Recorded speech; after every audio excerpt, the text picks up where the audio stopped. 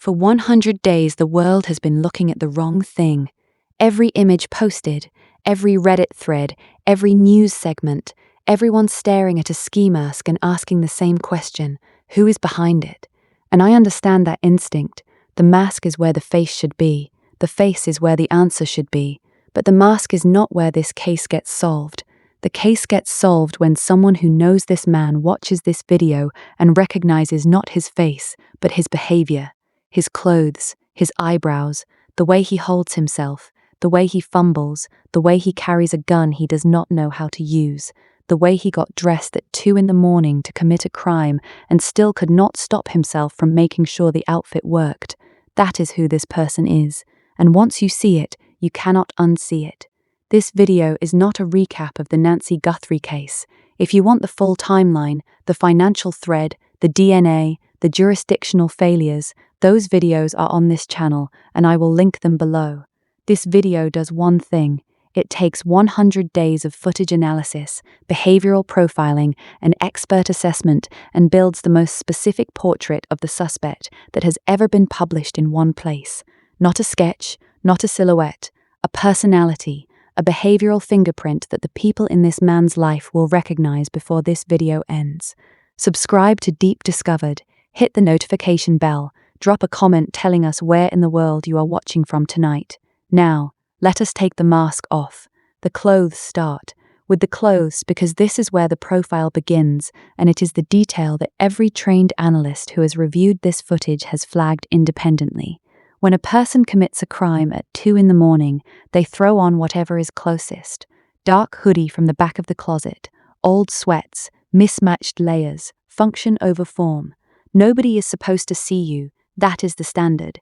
This man violates it completely. His clothes fit, not loosely, not tightly. They are proportional to his body in the way that clothes are proportional when they have been selected with care. The top sits on his frame like something he tried on before purchasing. The pants break at the ankle the way pants break when they have been hemmed or when the wearer specifically selects a length that works with his shoes. Nothing is bunched, nothing is baggy, nothing looks pulled from a pile. This is an outfit that was selected, laid out, and evaluated as a combination before he put it on at 2 a.m. to go commit a felony. That tells you something fundamental about this person that no other piece of evidence in this case tells you. The appearance obsession is not a choice he makes for special occasions. It is embedded in his personality so deeply that he cannot override it, even when the circumstances demand that appearance be the last thing on his mind. He got dressed for this the way he gets dressed for everything, carefully, and that means the people in his life see this every single day. The co-worker who watches him adjust his collar before a meeting, the friend who waits while he changes his shirt for the 3rd time, the person who has joked about how long he takes to get ready. Those people are out there right now. They are watching the same footage, and they should be making a phone call. Above the mask, now the face, because what the mask does not cover is as revealing as what it hides. The FBI released 2 separate clips. A 27-second video showing the suspect approaching the front door, a 14-second video showing him facing the camera with a flashlight held in his mouth while covering the lens with vegetation. In the enhanced still images, look above the mask line. 2 things are immediately visible. The eyebrows are groomed, not naturally neat, maintained, shaped with intent. There is a defined arch, a clean edge, the kind of deliberate line that comes from regular attention with tweezers, threading, or waxing. Most men do not groom their eyebrows. The ones who do it consistently. It becomes part of their identity. People notice. It is the kind of detail that gets mentioned in casual conversation. Have you always done your brows like that? And the answer from a man like this would be a version of yes, always, because it has been part of his routine for so long he does not remember starting. The eyelashes appear accentuated. Whether that is natural darkness, mascara, or eyeliner is impossible to determine from the available resolution, but the visual impression is of eyes that are defined, prominent, framed. Combined with the groomed eyebrows, the picture above the mask is of a man who is conscious of his eyes as a feature and maintains them accordingly, and below the mask, the mustache. Dark, visible beneath the lower edge of the fabric, trimmed with precision. The hair does not extend past the upper lip. It is cut to a clean line above the mouth. That is not the mustache of a man who lets it grow and trims it when it gets unruly. That is the mustache of a man who stands at a mirror with a razor or a trimmer and maintains a specific shape on a regular schedule, weekly at minimum, possibly more often. Grooming as ritual, and rituals are recognizable to the people who witness them. Former FBI profiler Jim Clemente, who has studied this footage in detail, flagged one additional detail during the camera fumble that should be heard by everyone following this case. When the suspect reached up to cover the lens with his gloved hand, the sleeve of his clothing shifted, and what appears to be a tattoo became briefly visible on his wrist, a detail that would not have been revealed had he adequately prepared for the camera being there. A tattoo on the wrist of a man with groomed eyebrows, accentuated eyes, a precision mustache, and fitted, coordinated clothing, chosen at 2 a.m. That is not a vague description. That is a portrait. If you know this man, you know this man. The gun that tells you everything he is not. Now the weapon, because the firearm this man brought tells you as much about who he is not as the clothing tells you about who he is. The gun sits in a holster positioned on the front of his body. Analysts reviewing the footage identified it as approximately a $10 holster, the kind sold at Walmart, not a purpose-designed tactical carrier or a professional-grade concealed carry rig. It is not on his hip where a trained shooter would carry it, not on his thigh where tactical operators wear them, not tucked into a waistband at the small of his back where someone with street experience would keep it. It is dangling from the front of his midsection in a position that is not tactically functional, not safely accessible, and not how any person with meaningful firearms experience would ever carry a weapon. This is a man who does not know guns. He has not trained with them. He has not carried one regularly. He has not used one in a prior crime that required competence. The gun is there because he believed a person doing what he was about to do should have one. It is a prop, a costume accessory. The same way the clothing was selected for image rather than function, the gun was carried for appearance rather than capability. Jim Clemente said it plainly in his analysis. The suspect's mistakes, his fumbles, his non-professional behavior, these are the behaviors of someone operating under enormous stress, doing something he had never done at this level before. If he had needed to draw that weapon under pressure, if Nancy had screamed, if a neighbor had appeared, if anything had gone wrong in those critical seconds, the position of that holster would have cost him time he did not have. He would have fumbled. He is not a weapons person. He is a man from an urban or suburban environment whose understanding of how criminals look comes from movies and television, and his attempt to embody that image produced a result that anyone with actual firearms training would recognize immediately as someone playing dress-up. The porch, the fumble, the rating. Now the behavior on the porch, because this is where the gap between appearance and capability becomes impossible to ignore. He walks up without urgency. There is no pace to his approach, no focus, no mission-driven efficiency. He arrives at the porch the way a person arrives at a friend's house to check if they are home, casually, without a clear plan for what comes next.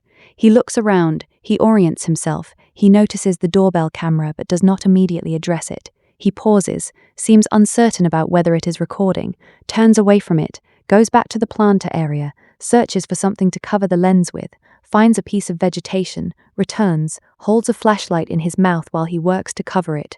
That entire sequence took far longer than 30 seconds, far longer than a person who had identified that camera during prior surveillance visits would have needed. A prepared individual neutralizes a known camera within seconds of arriving. Remove it, cover it, smash it. You do not give it enough footage to produce the most widely circulated criminal image in the United States in 2026, and yet he did. Because he either did not know the camera was there or was not certain whether it was active until he was standing in front of it. Clemente noted that the camera was physically removed from the door entirely at some point during the visit, confirming that the suspect did eventually address it, but by then the footage was already captured. The wireless cameras on the property were disabled through signal disruption, a technical device that someone provided to him, someone who understood the specifications of the wireless system, but the hardwired Nest doorbell required physical intervention, and the gap between the technical sophistication of the wireless disruption and the physical incompetence of the doorbell response is one of the clearest pieces of evidence in this entire case that two different levels of intelligence were operating that night. Someone who understood camera systems at a technical level, and someone who was told to go to the house and handle the rest. The first person planned, the second person showed up. The second person is the one on the footage. If 10 represents a professional, someone who has executed operations like this before, who leaves no evidence, who controls every variable, this individual is a 2 to a 4. The former chief of the FBI Investigative Support Unit's profiling division at Quantico reviewed the same footage and independently arrived at the same conclusion, rating this suspect between a 3 and a 5. His word for the overall behavioral presentation was fastidious, applied specifically to the appearance obsession while simultaneously assessing the operational execution as deeply amateur. That combination, extreme vanity and extreme operational incompetence, is the specific psychological signature of this case, and it is the signature that someone in this man's life will recognize. The hearing aids, the incomplete briefing, now the crime itself, because how the operation unfolded after the porch tells you something critical about the relationship between the person who planned it and the person who executed it. Whoever briefed this individual told him about the cameras, the doors, the medication schedule, when Nancy would be alone and when the window would close. That level of detail requires specific insider knowledge of Nancy's daily life. A stranger does not know when an 84-year-old woman takes her medication or which doors have been left propped open. That information came from someone inside her world, but the briefing missed one item. Nancy removes her hearing aids at night. She becomes functionally deaf. When the suspect entered the bedroom and attempted to direct her, "Stand up, come with me, stay quiet," she heard nothing. She could not comply because she could not hear. The plan that was designed around a cooperative target who could be guided out quietly collapsed into physical confrontation, into blood. The blood evidence on the front porch tells a story that retired FBI agent Jim Clementi analyzed frame by frame. There was a concentration of round droplets near the front door, then a thinning trail toward the driveway. Clementi's interpretation: Nancy Guthrie aspirated blood with her face close to the ground. She fought. She made her last stand on her own front porch, an 84-year-old woman in her pajamas, and the suspect, a man who got dressed carefully, who maintains his eyebrows, who chose a $10 holster at Walmart, was not prepared for that. The briefing was incomplete. The hearing aid gap is proof that the person who planned this operation is not the person who executed it. If the planner had also been on that porch, he would have known about the hearing aids. He would have planned for them. The fact that the executor did not know or did not adapt means the transfer of information between the two was imperfect. A detailed blueprint was provided. It covered cameras, doors, medication, timing. It missed one item, and that one item produced the only physical evidence of violence at the scene. The vehicle ghost, the local knowledge. Now the vehicle, because how this individual arrived at and departed from Nancy's home without being captured on a single neighboring camera in 2026 is an achievement that tells you something precise about the local knowledge involved. Residential streets in the Catalina foothills in 2026 have Ring doorbells, Nest cameras, Tesla dashcams parked in driveways, motion-activated floodlights with built-in lenses. The average suburban block has more surveillance per square foot than a parking garage, and yet no vehicle was captured arriving at or departing from Nancy's address that night. The only automotive evidence came from a Ring camera on a neighbor's property that the sheriff's initial search perimeter was drawn too narrowly to include, found later, not found first. To avoid every other camera on every other street between wherever this individual came from and Nancy's front door, you need to know which houses have cameras and which do not. You need to know the angles, you need to know the blind spots, and you need to have driven that neighborhood at night more than once. That is not information available on Google Maps. That is local knowledge. Years-deep familiarity with the streets, the corners, the houses that upgraded their security and the ones that never bothered. The kind of familiarity that comes from driving a specific route between two specific points enough times that the turns are automatic and the camera positions are memorized. The vehicle may never have been on Nancy's street at all. If it was positioned 2 blocks over, on a quiet side road, behind a row of houses in a spot where no lens points, then the physical transfer happened on foot from the front entrance to the waiting car. That is why no engine sound triggered a motion sensor. That is why no headlights were caught sweeping across a neighboring porch. The vehicle remains a ghost because it was placed outside the surveillance perimeter by someone who understood exactly where that perimeter ended. Now the ransom, because the kidnapping framework that has dominated this case from day one deserves to be examined honestly against what a real kidnapping operation looks like. A professional kidnapper contacts the family directly and immediately before anyone else discovers the victim is missing. The communication is private. The demands are clear. Proof of life is established within hours. The kidnapper controls everything: the information flow, the timeline, the family's behavior. Control is the entire architecture of a ransom operation. Without it, the operation has no foundation. What happened here is the opposite of control. Nancy was taken on the night of February 1st. Nobody contacted the family. The family discovered she was missing on their own approximately 12 hours later when a church friend noticed her absence from a Sunday morning live stream. By the time ransom notes appeared, they went to TMZ, a celebrity tabloid, not to Savannah, not to Annie, not to any family member through a private channel, to a public outlet where the communication would become visible to the entire country within minutes. That is not what a kidnapper does. That is what someone does when the original plan has already collapsed and they are constructing a narrative to explain a crime that did not unfold as intended.